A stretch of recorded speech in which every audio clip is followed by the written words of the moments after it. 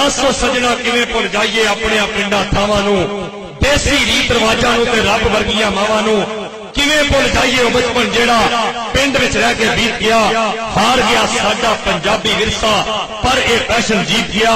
निक्के निक्के हुंदे सी मां ने अखाना कन्न दे उत्तों फड़ के जी, लै पुत्र फड़ लै कहदा आ मसीतों पढ़ के जी, मसीतों पढ़ के घर नूं मुड़ना।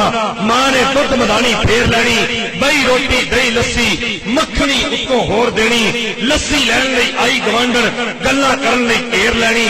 पिंड विच एक स्कूल हुंदा सी जिथे पढ़न लई जांदे सी, टापियां दा बस्ता मलेशिया दी वर्दी, ना कोई टैक्स ना टाट होना, बोरी करों जांदे सी। जुमे दी एक छुट्टी होनी, मुरब्बे चलदा वेलना जी, ठंडी ठंडी रो पीनी, तत्ता तत्ता गुड़ खाना, नंगे पैरी चूरे उत्ते खेलना जी।